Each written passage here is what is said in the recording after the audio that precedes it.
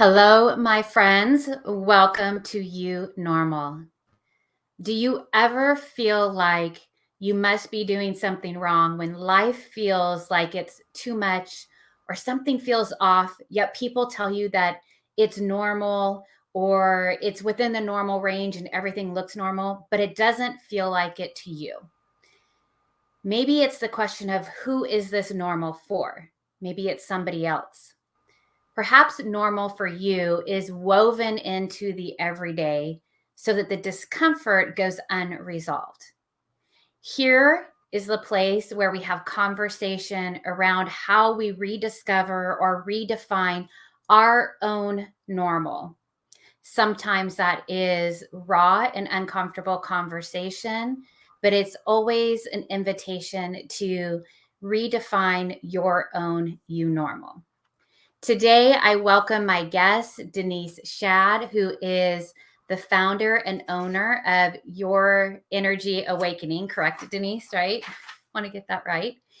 And she is a multi-decade business owner, a healer, a teacher, an author, and an artist. So welcome, Denise.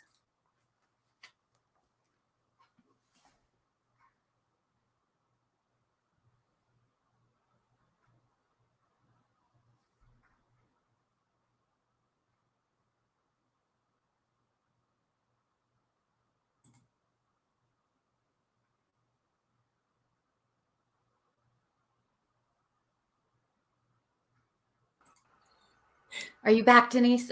I'm back. Hey, this is live. This is live right here, right? I think we may be having some technical difficulties today, so we may have to pivot and record this and bring it another time.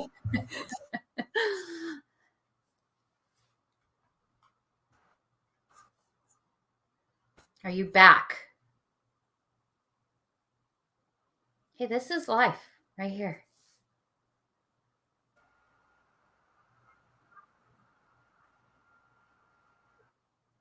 I think I see you moving, Denise.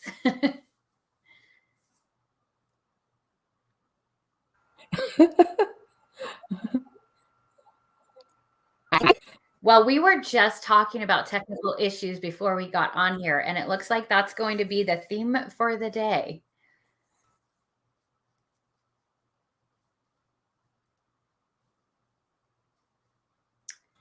All right, my friends, hold steady, and I'm going to see if we can get Denise back on here with us. And I appreciate your patience.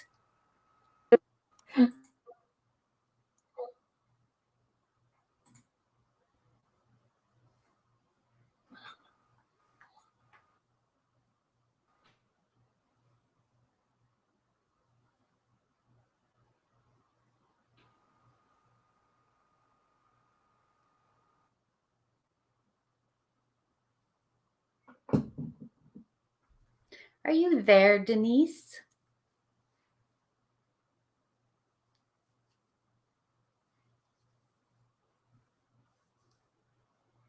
All right, this is life, my friends. So while Denise is getting that set up, I am going to just share with you a little bit about Denise. As I was mentioning, and I'm going to read from this because I want to make sure I capture everything. Denise is, by the way, she is a friend of mine, but more than a friend, she was my spiritual coach for a year. And it really was a transformational journey that I walked through with my own spiritual relationship during the time that we were working in that capacity. And again, now I'm just honored to call her friend. Well, not just honored, but you understand. As I mentioned, Denise has been a business owner for a few decades now. She is a spiritual coach. She is a self-awareness coach. She's an author of 2 books. Her newest book is getting ready to come out. And when we're able, I'm going to have Denise share with you a little bit about that. And Denise is also an artist. I believe that we are all artists, but Denise is an artist and she will be sharing about her art together. And I just want to say, Denise, thank you for saying yes to this experience and welcome back. But because this can be, it can be uncomfortable. And look at it, how everything started, right? We thought we had everything laid out and then we have to pivot and shift. But that is life. It's real, raw, uncomfortable conversations and experiences sometimes. But I think part of what we're going to talk to today lends to that. And how do we handle ourselves in those situations? Before we get there, though, I just want to say hello, welcome you. And if there's anything that you would like to share with people before we start, the floor is yours. Hello, and thank you so much for inviting me. And it's a pleasure to be here. It's always a pleasure to be with you. And magic always happens when we're together. Yes. So thank you. Where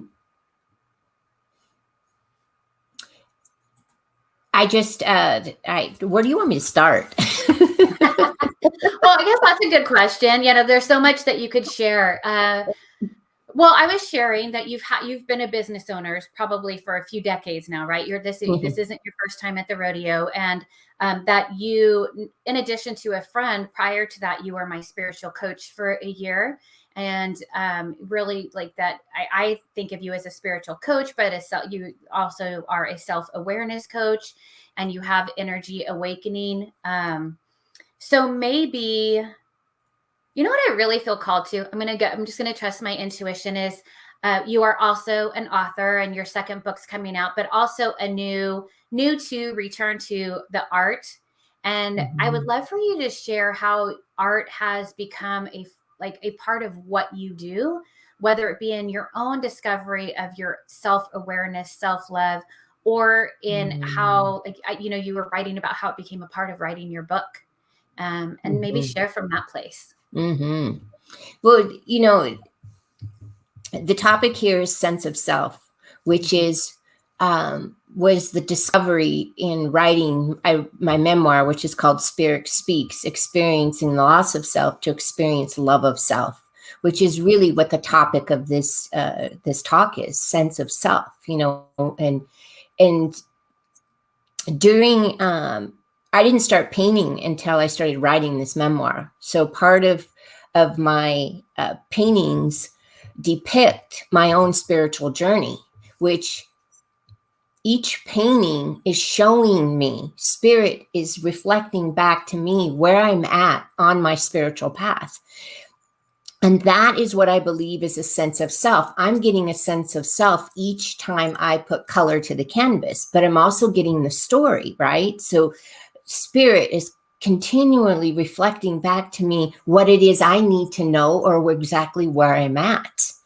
And because of the level of awareness from writing this book, there's a reason I wrote the book, was to understand my own process of evolution, of how I think, how I feel, how I be in this world. And it was an interesting process to elevate myself and learn, most of all, I'm not my thoughts. I am not my thoughts. That's not who I am. But for a good portion of my life, that's who I believed I was. And by the time I got to the end of this book, I started to really recognize there was a presence inside of me. I could sense it. I could feel it. And that was who I was. That's me. That's me. And it doesn't have all that baggage of my story. It doesn't have the beliefs and the perception, because sense of self is always happy, joyful, free, loving, caring, positive. Anything negative is thought. And so painting is I'm able to sense energy. And that's what created the Your Energy Awakening system, was using my ability to sense energy to clear the emotional blocks in people's physical body. So that's how I started to really see energy.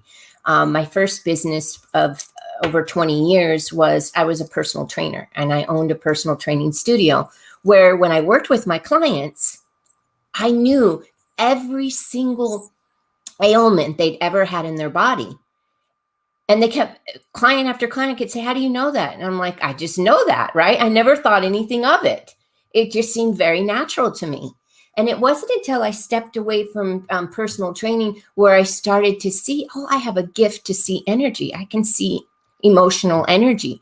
And then with my clients, I can dig in and see the story that's attached to that emotional energy. And being the fact of where it is located in the body, I get the story, and then we can release the energy. We can, not just me. Just bringing attention to energy is part of awareness. Once we're aware of the energy, then we can actually have a choice of what we can do with it. All of us can feel energy. We just don't know it. And that's part of my journey in the book, is showing the reader how I believed all these energies were me. My energy would merge with someone else, and suddenly I would become that character in someone's movie, right? And that kept happening over and over again. And that's why our lives feel out of control. Because we're getting pulled into all these energies, and we lose our sense of self each time that happens. So sense of self is also not only that presence within, but also understanding that presence within us, when we're centered in our being, in our core, in our heart center, we get a sense of ourself. We start to feel that expansion. And in that expansion, you're like, whoa, this is me. This is all me. And it's such a freeing experience to have that sense of your own self, your energy. And there's where awareness begins. True awareness is like, this is me. And anything other than what I'm sensing right now is not my truth. And that's powerful. And this is not. It is powerful, but it's also a journey, right? Like that. I think back to, I think of what you normal is, and I think of my own journey where I had no sense of self. I thought that I did, but it was all an illusion, because I was always contorting myself to be what I thought that I was supposed to be, or what people expected me to be, or what that, the stories in my mind, and the things that I didn't want people to know that I was, right? So it's like, how do I do that facade? And so when I first had that mirror held up to me and said, this is by your creation, Robina, then it was, and I had such a sense of, I had really disconnected from what was my sense of self, my own normal, what normal felt like to me, that was a very, I want to say very painful experience. It took me a while to get to that place of, actually, I feel like touching the truth and the essence of who I am. And that was beautiful, a beautiful experience. But also there was painful in there, because it was like, oh God, I've been missing that, like, for all this time. Right. So that's what I feel like, at least my journey is. And it's like, the further I get, like, there's always a new awareness to that certain sense of self, because I spent a lot of time, a lot of decades, building those layers upon layers of what my true self was. So I feel like there's always I don't want to say an unraveling, but an unwrapping, because it's a gift to unwrap, to rediscover something new about myself. So, we started this in talking about your painting, and obviously we both kind of have a love of that. For me personally, I know that showing up at the canvas is a way for me to, I think, reconnect, like you're saying, that energy, right? We all have the ability to feel energy. And so for me, it's just to allow, like, what is the energy in me telling me to do? Why don't I let it guide me and my brushstrokes, instead of my brain trying to recreate a picture? And so for you, and in your book, and processing your own energy, I'm guessing it was kind of, or maybe it's a question, that it was much the same for you, as like, you're processing all of these emotions that are stored in your body in different places, and allowing it to show up on the canvas. And I'm guessing that was your process too, right? It's a, it's a depiction of your energy in that time, but also building a relationship with your body as you moved through it. Mm-hmm. That's Absolutely. so. And I was just to respond to your part about, we've heard that layer of the onion, right? How many times have we heard that we're peeling the layer of the onion? And the way I look at it is we're spiraling. We're always spiraling up, out, Mm-hmm. and in. And each time we come in, we come back to back to the center. And as we start to spiral out again is when we start to release these layers of emotional stories. So each time you reach the outer layers of the spiral, we talked about this a couple of weeks ago. We're hitting that zone where we've never been before. So we feel like we're breaking up. We're breaking up, right? And we're Yeah. hitting that wall of an old identity of ourselves. And once we pass through that identity, that breaking up barrier of this new level of ourselves, back to the center we go. Mm-hmm. Coming back out, spiraling out to have a new sense of ourself each and every single time. And if we were to think of it as the chakra system, we go through the chakra system each and every time we reach another layer of ourselves. So it always seems like the same shit, but it's not. It has the same tone, different essence to it, right? But we're working ourselves out each time we come into the spiral and we work out. And yes, there is that period once you break through that barrier where you grieve, Mm-hmm. that you grieve that old self and you grieve the new self that you knew was always there that you had been missing. So there's kind of a dual grieving process happening in that moment. And Yeah. so that's part of the process, right?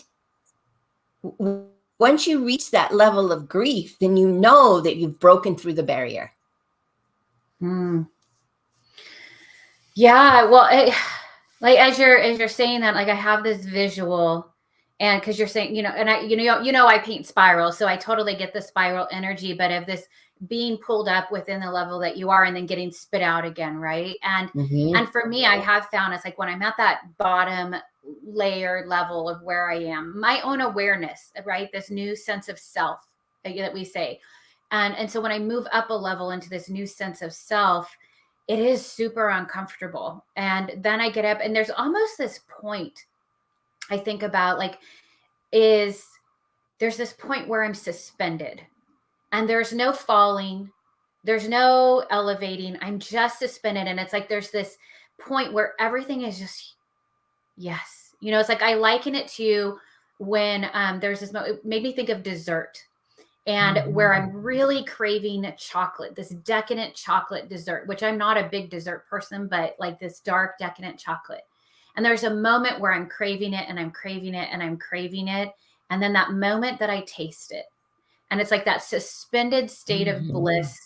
Everything falls in line. I'm not wanting for anything. I'm not needing for anything. I'm not moving towards it, and I'm not moving away from it. There's this moment where I just rest there, and then it's gone, and then I want another bite, but it's never the same as that moment. And I feel like there's that same point in my own evolution, if you will, of my own self-awareness, where I get to this certain level and I'm like, yes, I made it. And then I move forward and I'm like, oh, I'm getting ready to get spit out again, which is beautiful and wonderful. I don't want it to be that I discourage anybody to do this. I don't want to say work. Everyone keeps saying attaching. I've been working on myself, and I feel like no, I'm on this new frontier. I'm exploring. So I don't want to discourage anybody from exploring the frontier of their own inner self awareness and sense of self and you normal. But yeah, there is that point where I get kind of kicked out again. And I start, but I start at a new level and with the awareness that I had. So, um, and with that, we were talking before we got on, like for me right now, it's even this new level of a relationship with my children. They're not children anymore. They're young adults, and they're trying to get their own sense of self. And so for Mm-hmm. me, there's this part, and I don't, I'm probably going to get emotional. There's this part that's dying, right? Like you said. And I work with people about that, like that rebirth or something that we're, Yeah. rebirthing in ourselves. Yeah. And it is hard. Like that piece of me, that mother of these young adults that I was, entrusted with their care, are reaching that point like we don't need that level of care. And so now we have to redefine that relationship. And that can be really painful. And each time we reach this new level of a sense of ourself, all of our relationships change because we're changing the dynamic in which we have been perceived to show up in that relationship. So when you reach this new level of yourself, you no longer tolerate certain things in your relationship with yourself, which means you don't tolerate in your relationships with others. So these relationships fall away so that the new can grow. And it's no different than spiraling up in your own sense, because it's all you in the end, right? Right. Yeah. It's all you. So Yeah. if you're changing your own sense of self, and what you were describing to me, what I was getting was every single time we climb a mountain, like you talk about Half Dome, climbing Half Dome, there's such a high, but then you got to come down. So for every high, there's a coming down. So we spiral up to this highest point of this new sense of ourselves, right? And then we acclimate to that, but then we come down a level before we rise up to the next level. So that's what you sense when you have that feeling where I've bliss, here I am. And then suddenly you just drop down a notch to attune to that before you go above where you've just gone. Yeah. Yeah. So, and the other thing I wanted to add that I think is really interesting that you said, it was about working on ourselves. If you feel like you're working on yourselves, then you're still doing soul work. You're still doing what I want to call, you're still working on self-growth. The levels that we're talking about is we've done all the self-growth. Now we're on the self-actualization and self-realization aspect of the spiritual journey. We're working on the spirit. No longer, even I don't want to use the word working, but we're starting to experience spirit because we've already done the work on the soul. And we freed the soul from the images in our mind. Well, and we're talking, because you were saying like the work is on the soul, but then we're talking about the self. So maybe like let's just kind of take a step back, because as I listen to you too, I'm like, okay, yes, where does that resonate with me? So for other people who maybe still are doing the work on the soul work, right, to get to that point to step into the relationship with spirit, is how do you differentiate? Because I have my own definition of myself, my soul, and my spirit, and what that means in that relationship. But when you're sharing, what is your definition of self compared to soul compared to spirit? So the way I look at it is to come into oneness, into wholeness, is to be in alignment with spirit. Spirit, your soul is in the flow, right? Prior to, and I write about this in the book, and I was talking about the mind, like all of this is actually happening in your mind, mind you. It's happening in your psyche. That's it. And that's hard for us to grasp. But there's a period when we're doing the soul work, and there's a necessity to doing the soul work. And that's why they call it work, because we're working ourselves out of our mind's eye of who we think we are. And once we gain clarity of that we are not our thoughts, our soul comes out from hiding, so to speak. It comes out of hiding in the heart. And at that moment, it has a new master. I always say, when we're doing soul work, the master of the soul is the mind. And as we clear ourselves, the soul begins to turn more to this relationship with spirit. That's where flow happens. That's where we're being guided. That's where the miracles happen. That's where the magic happens. Oh, we still have our mind, and our soul is still projecting these soul experiences that it wants to have, but it's not coming from the trauma of the perception of our childhood Yeah. societal upbringing. Yeah. So what I'm saying is instead of feeling separated within ourselves, having a mind, having a soul over here, and spirit being somewhere out there, suddenly we're mind, body, soul, spirit are all congruently moving in as one.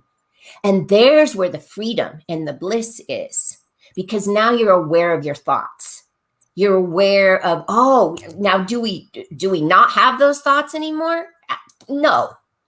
We catch ourselves. We catch Yes. ourselves, and when we catch ourselves in an old pattern, it's icky, because now Yeah. you know that you're in the pattern, and it's like, no, no, no, I don't want to be here. And you shift your energy to come into a more positive experience, as opposed to being pulled back down into a dramatic experience. That's Yeah. just a pattern. It's just a cycle of patterns. Right. Yeah.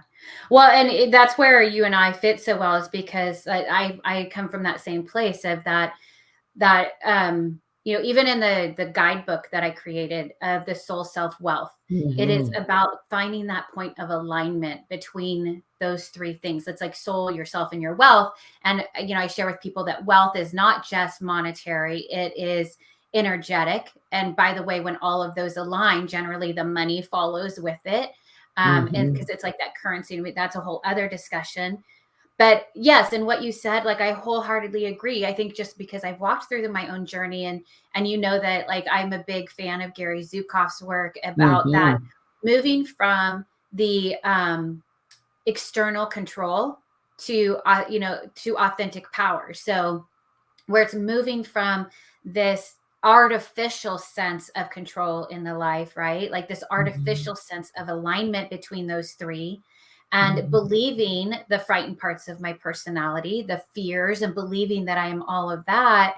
And then, like, kind of challenging that idea, testing it out, right? Like, how do you punch holes in things? You test it out. And so, testing it out and coming from this different place that is truly me, that you were talking about in the beginning, right? That is just love and light and all of the positive, not the negative, to find, like, no, I am not those things. And so when I start creating from that place of my heart, that's where that alignment exists and what you're talking about. And then the Mm-hmm. relationship between my soul, myself, and my spirit, it changes, and it does come into that alignment that you were Mm-hmm. speaking of.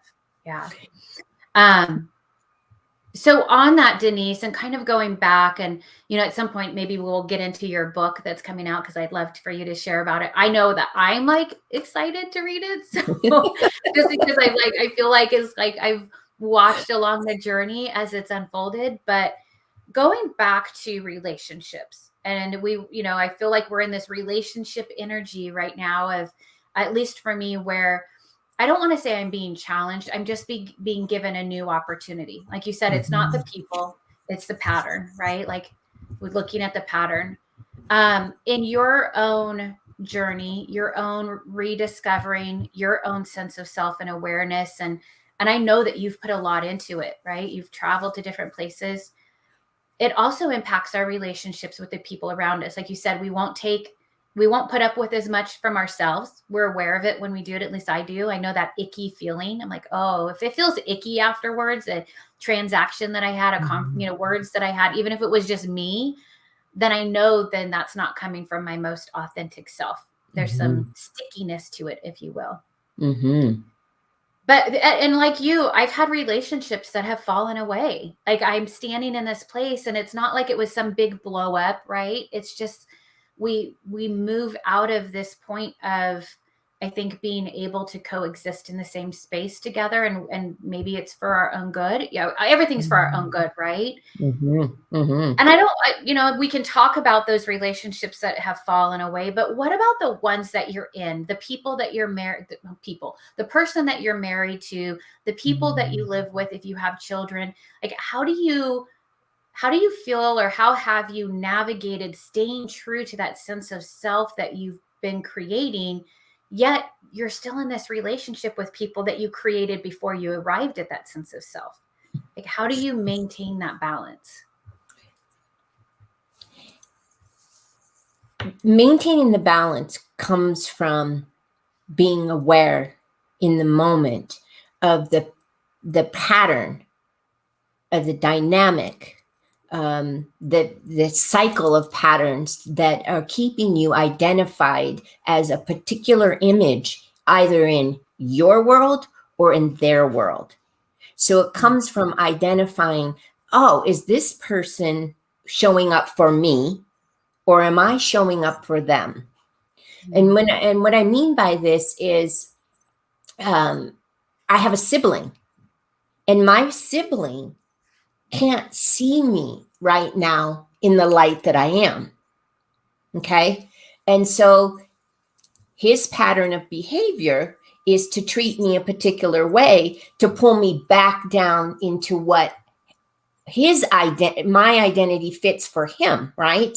But when I don't play with him in that way any longer, that's how the relationship can shift. He can either come and meet me now in this new way of being, now that I'm aware of the pattern. See, I saw a narcissistic, controlling pattern that was the family that I grew up in.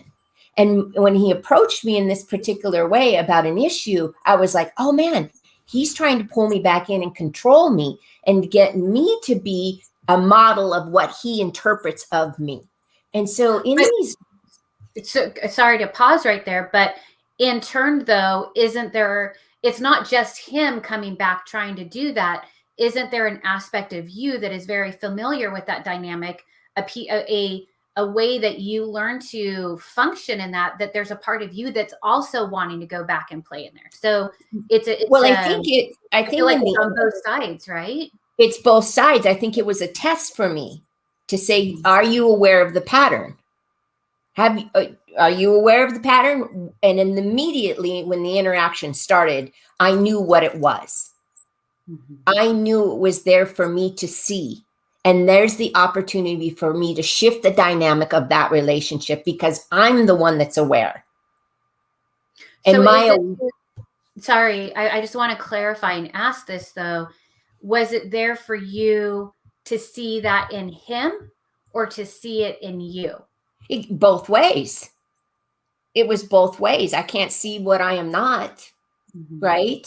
And I was ready to see this aspect of myself. And until then, the pattern would have continued until I saw it. It can't stop until I see it, until I see that energy. And then there's where I have choice.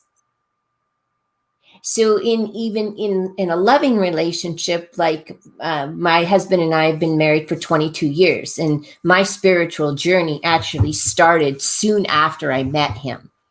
And so each time I change how we treat each other, how we interact with each other, how he responds to me or I respond to him. And you and I have talked about this, we're all on our own evolution, and every single person still has a choice to be in a relationship with you or not, just like you do. Yeah. It's just, how do I want to be in this relationship and how do I want to show up? And that's the way it's not something that you have to consciously think about. It's just something that begins to happen in these loving relationships, is that you've changed. So of course the other person's going to want you to be the old you because it's comfortable for them.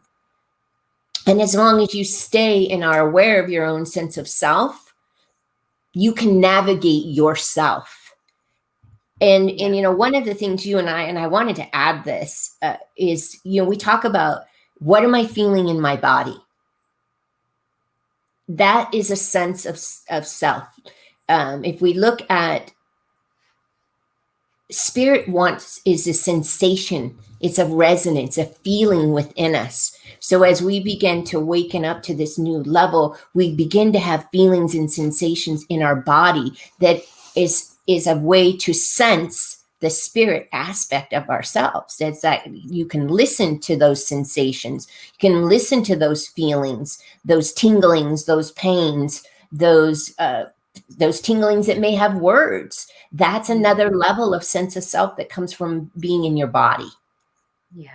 Well, and that has been powerful for me in my transformation, in that I found like I can't always trust my mind, right? Because the mind's going to fill with all of these, I call them false beliefs, negative thoughts, limiting beliefs. I mean, there's all different terms for them, but my mind is going to fill with those. And it's like identifying, is this true? Is this like my intuition? Is it my gut? Is it like, and so going through and saying, okay, where am I feeling this? And what am I Mm-hmm. thinking? And connecting the two was really powerful, because it's like I could always trust my body to tell me what I needed when my mind wouldn't. And so an example of that would be, like if my stomach starts to hurt me and I'm having a conversation and I'm on the brink of being honest with somebody about something, and it's with the intention of coming from a loving place as much as I can, right? Or who knows, maybe not, maybe I want to put somebody in their place, so to speak. But if I feel in my body this pending potential that somebody may reject me, right? Like, or I may upset them and then they don't want to interact with me anymore, I can feel that in my stomach. And Mm-hmm. I've become aware of it now. So even when I'm having let's say for you and I, when we were in one of our sessions together, where you were coaching me, if you will, right? Being my teacher and I'm the student. And to say something that I was feeling, I could feel in my stomach. And part of me would say, no, no, no, no, no, no, no, that's not safe. That's not safe. That's not safe. Don't do it. But I knew that that was coming from fear. And I just had to like use my courage. And in a way, it kind of, it quieted right after, right? Because I faced that. But again, like to your point, coming back into my body and allowing myself to feel that has been pivotal. And by the way, to feel it and not act on it. Like, we're talking about, I was sharing with my kids earlier, and my kids and I, like, we're going through this dynamic of them becoming young adults and me becoming a mother of young adults and not children. Is I could either, have all of this energy, right, building up in me and go, blah, try to control everybody back into being kids again, or I could just sit with the discomfort of it. And like you were saying, go back to, and kind of like your brother is for you, right? My kids in this moment, like what are they providing me the opportunity to see in myself? And I can either choose, I can always choose. I always have a choice. Where am I going to come from at this point? Right?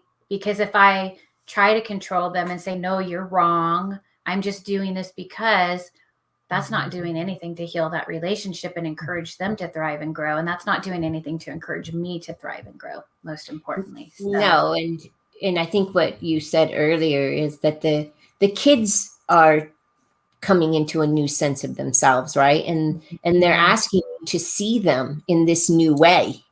And you brought out the baby picture, and they're like, we don't we don't want you to see us that way anymore. We want you to see us this way, right? And yeah, here you are, now they're gonna project back to you what kind of mother that they want you to be at this point, right? Because they've changed. They're coming into a new sense of themselves. They're going to become teenagers, right? yeah, So they're saying to you, see me this way. yeah. Yeah, and it's so interesting because it's always an opportunity. Like when they say stuff, it's always an opportunity. And whether it's kids, your spouse, like could be my kids this month, my spouse next month, right? It changes. Right. It could be my best friend. You never know. But even in that moment, like I was just like, I was going through pulling up all my old backup photos to get them onto a new place. And I happened to land on this photo I hadn't seen in years, right? Because nobody makes baby books anymore and albums. And so to me, it was all so innocent, but it was one of those things like, it was like, okay, that it provided an opportunity for something to be said. Right. And then it's an opportunity to me for to step back and go, okay, well, where am I creating that and bringing that to the relationship that maybe I hadn't noticed before? And so it can be those most simplest things that happen in life. And, and they give you an opportunity to grow, like, your brother, for example, right? Or they can be bigger, like your book that you are getting ready. Like, it's coming out any day now, right? Am I Comes out on April 12th. okay? So a month from now. Mm-hmm. I love that, 4/12/22. That's a Yes. lot of nice even numbers there. Um, but writing that book, even, right? There could be something so simple within writing that book, and it could just crack everything wide open, whether it be for you or for a family member, and or a relationship that you have created up to this point. So, and I You don't know, know, I don't know if there's anything that has happened in that process that you want to uh, share, or maybe just, again, going back to your own journaling of cracking yourself open. you know, the subtitle is Experiencing Loss of Self to Experience Love of Self, which is we're all wanting to know who we are. And halfway through the book, I write a chapter about becoming sober from alcohol and drugs. In that moment of recognizing that I had a problem, but that the true desire in that moment was that I wanted to know myself and I wanted to trust myself. So that's, to me, is innately always being guided by that inner self. That's a relationship. Whether I realized it or not, I was having a relationship with my higher self, even in my deepest, darkest times of using drugs and alcohol. And, we're talking about relationships. We're here. Without relationships, we can't relate to ourselves. There's absolutely, nature is a good way to see the true essence of who you are, to be able to really, nature has always shown me the true love that I am. So I have a relationship with nature in that way. And right now, you and I are having this conversation and relating to each other. And simultaneously, we're having a spiritual experience because we're seeing each other for who we are. I mean, I don't know about you, but I'm pretty tingly. I Yeah. can feel Yeah. the sensation. I'm feeling, right? I'm feeling this engagement right now. And that is how I know that I am connected to my sense of self, to spirit. The spirit is animating my soul and inside of this physical body so I can be here to have this experience with you. Yeah. So when we look at relationships, it's all about relating to yourself. Someone showing up so you can relate to yourself.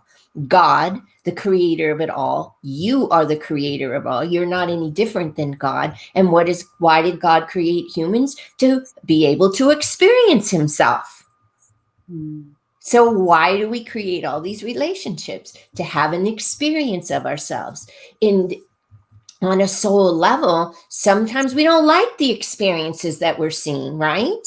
Yeah. Well, without, we can go in a whole nother topic of talking about, needing darkness, or what we perceive to be darkness, is as the only way to really see the light of our true nature. And that I write about in the book also.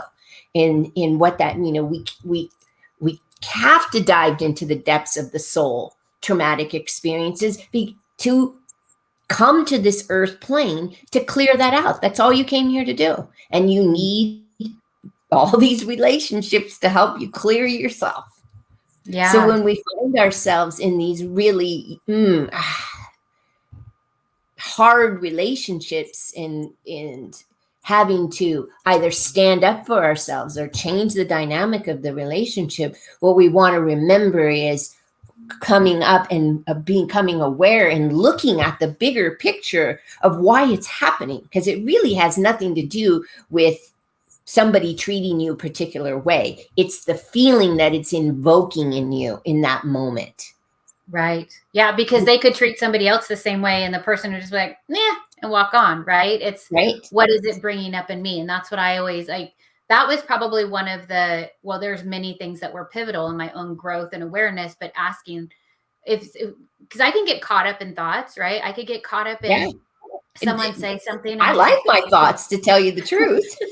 well, yeah, they could be pretty funny. Yeah. But sometimes they could be tiring. But yeah, it's like I can get caught up in let's say it was you and I, for an example, right? You said something to me and I could walk away and be like, oh my gosh, did I do this? Did I do that? What did I do? Blah, blah, blah, blah. And then or I could just stop and say, okay, this isn't really about what Denise said. It's about what I'm feeling right now. And what am I believing right now? Because that belief, that story that I get wrapped up in, right? That I can go down this spiral. I tell people I start spiraling the drain of false belief, then, and not the good way, right? You were talking about spiraling and going up, and this is like spiraling back down.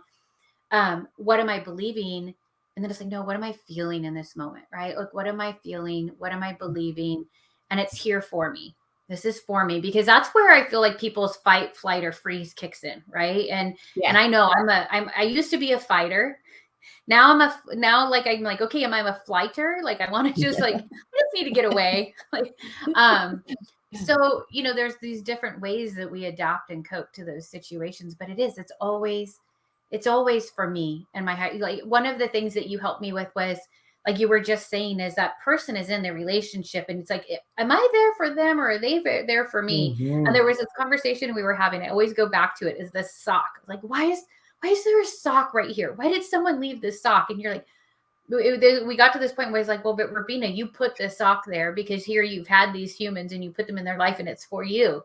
So now, instead of looking at that sock, it's like, why are they leaving their socks everywhere? I'm like, why did I create humans that wanted, like, why do I want socks in my way? Like, why did I put that sock there? Really?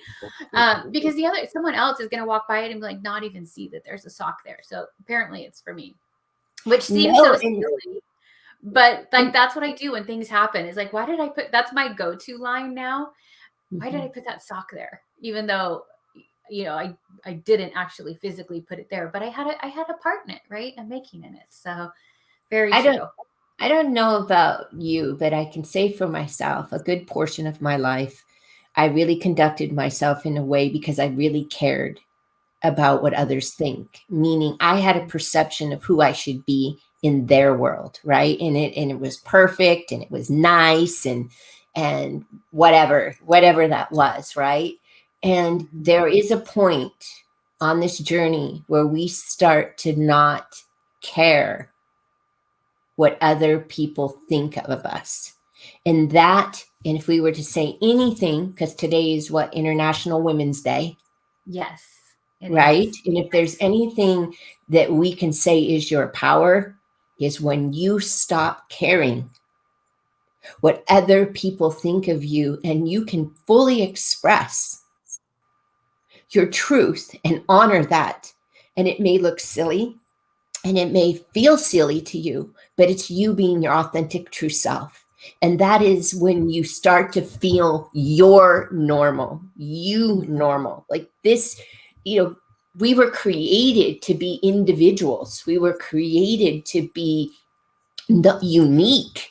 We're not like everyone else, but because of societal and family things, we're conditioned to believe we need to be this, that, and the other thing, which is, if we want to tie everything together in this conversation we're having right now, is exactly what we are working or unraveling ourselves from. So we have to unravel ourselves from all these relationships, all these perceptions of these roles that we've played, these identities that we've played, to really get to the truth of who we are and accept our own uniqueness. I mean, did I ever think a year and a half ago I'd be painting? Absolutely not. But there was a part of me deep inside that wanted to be creative. Yeah. Yeah. And I mean, raise the hands, raise the roof on that one, because I wholeheartedly agree. And like, I feel that because I lived so much of my life. Like, if I'm perfect, if I make everything perfect, everything will be perfect, right? And I think it was that illusion of, then everybody will like me, right? Then I am it's a false sense of safety that, like, I'll say I think from my own perspective, I was trying to create.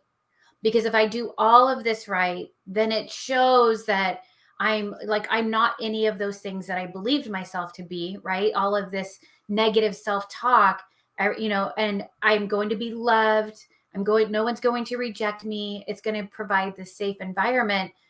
but it was never, it was always like this faulty, like it's, you know, those facades. I think of the ghost towns you go to in movies, right? It's not ever Yeah. really real. And so there's, if anything, the harder that I worked to be something else, the more More the more out of lost we control. become. Yeah, the more out of control my life felt. Yeah. The more, I think, pain, and it was just covering. And I think one of the things that you said is you stop caring what everybody else thinks.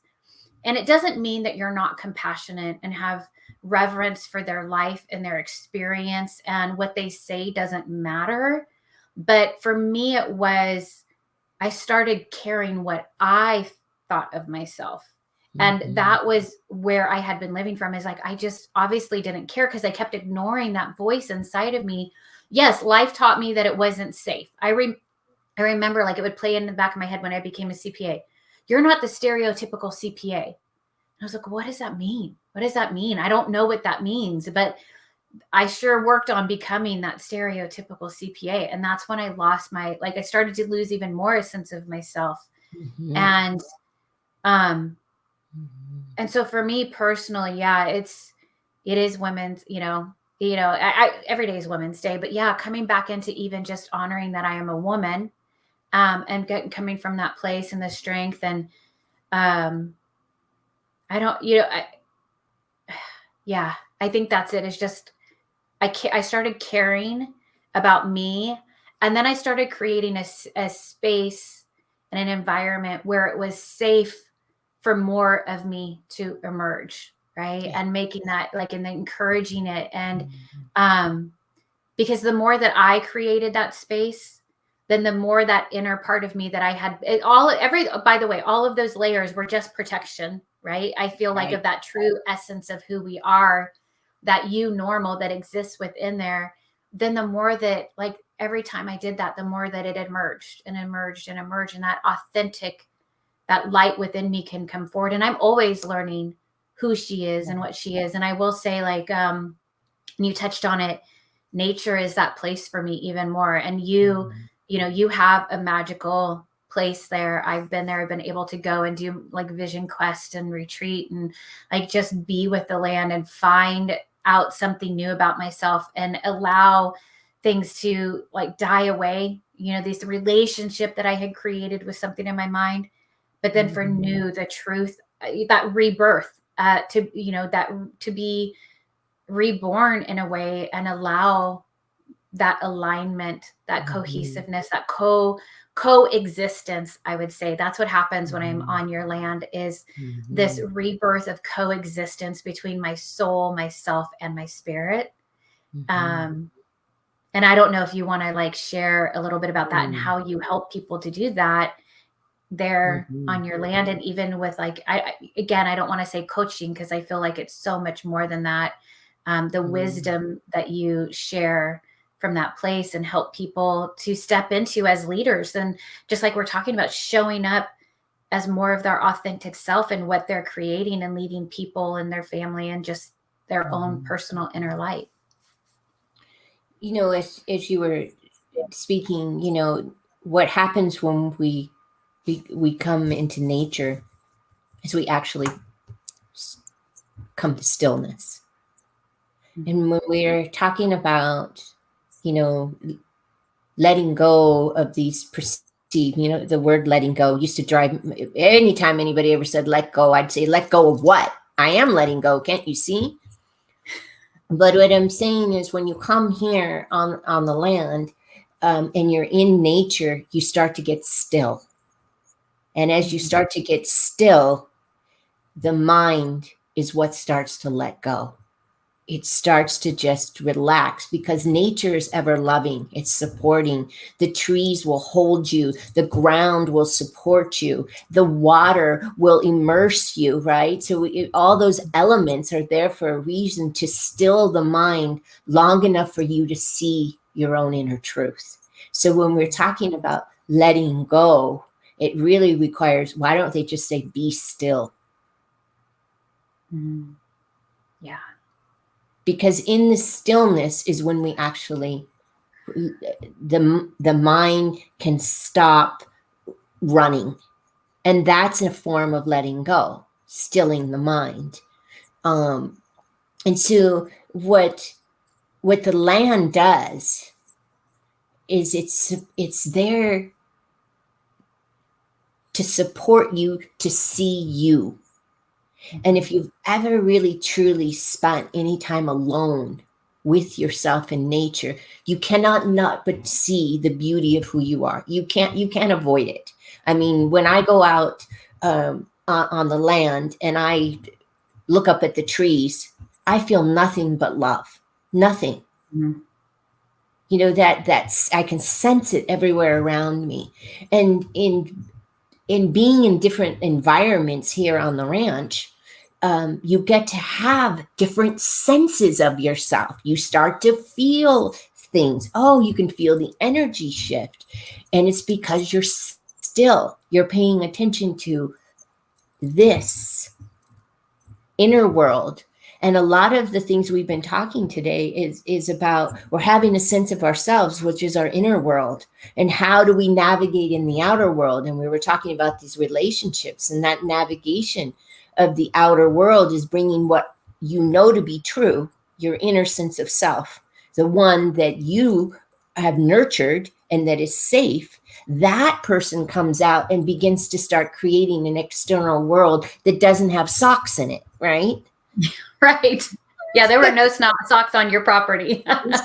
So it's just coming inward and tuning in. And, you know, as women, we've been trained not to do that. We've been trained to outsource ourselves to our children, to our families, to our work, to even service, you know. And the biggest service we can do for our own sense of self is to nurture our inside, to come inward and explore, what am I feeling? What is that presence? Have a dialogue with it. And also then you get to see, you'll start to see your cycle of patterns of thought in those moments. And when you are aware of your thoughts, the battle's Yeah. over. Yeah, and I will say from my own personal experience to being there and being there alone, right? Being alone with the land, it really was it's like I showed up there, and it's like the brain is spinning because I will say I'm in this, I'm doing my business. I'm a wife, I'm a mother, I'm a friend, right? Like there's all these things, there's all of these distractions, if you will. There's all of these conversations that are happening simultaneously and things that we have to be doing. And then showing up out there and it's just me, like, right. It's me and the land. And so the conversation that I have over time changes. And I think without all of that exterior identities, right, that I'm playing and I have to be, and at there, I am just one with nature, right? Like we are all energetic nature, right? And so being there, it's coming back into that true sense of self, and all of the other stuff starts to fall away. Of course, there's a part of me that wants to distract, go back, let me distract. But the longer that I was there, the chatter lessened, right? And it's just like being in that space of just the stillness that you're talking about. And there is that release, maybe there's tears that flow of something that I've been holding back because of, and whether we be men or women, we're all doing it in some form, holding back something, but then just arriving at that stillness and that contentment, even, of like, yeah. And I would say even the last time that I was out there, Denise, I arrived at a place of just loving to be with myself. Yes. And that to me was magical. You get to a point where you want to be alone with yourself, and you cherish it. You do reach that point, and it's not an aloneness feeling. It's I enjoy my own company. I enjoy my own train of thought. I enjoy my own sense of self. I enjoy being with me. All of it. The all of it, not Yes. just the good. I can embrace those parts of me that, oh, there Mhm. she is. Oh, and you and I were having that moment before we got on the call. We were coming up Yeah. against parts of ourselves that weren't necessarily comfortable, right? And in an hour's time, we've transitioned that. We've come out of that space and been able to show up here authentically as ourselves. All that's gone now, right? Yeah. Yeah. I mean, But yeah, it feels so different now just the talking external through world, this. the external world is going to pull at you to come out of your inner world, because your power is when you're in your inner world, not when you're in the outer world. So life is still going to happen. You're still going to be pulled out. Are you going to take the bait and get wrapped up in all the technology and forget who you are in that Yeah. moment? Right? It's still going to happen, Yeah. and that's what sense of self is, learning to navigate the inner world and the outer world simultaneously. And that's what creates awareness. Yeah. Oh, well, it's so beautiful, Denise. And I think it's a good place for us to, I'm going to say pause, because I feel like we need to come back for round two Yes. in the future. And maybe once your book is out, we could do that and you could share more Yes. about I your would book. love And I've to had a chance to read it. Um, I would love to share that with you. Yes, I would too. And Yeah. so I would be honored for you too.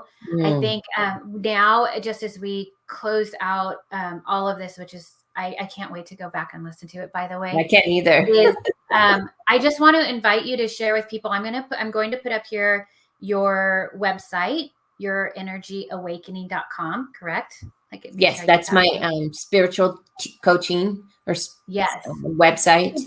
And just share, like, if you can, ways that people can work with you, Mm, and your one-on-one year-long program that you do with mhm. people, and where they can find you, maybe on social if they want to check out some of your art. Yes. So you can find me at yourenergyawakening.com, on Facebook and Instagram, and on my website. And in my year-long program, it's about teachings. It's teaching you the spiritual knowledge that has been gifted to me through all this work of writing this book and in my own life, right? And to bring awareness to your own cycles and patterns of thought, and to free you from that.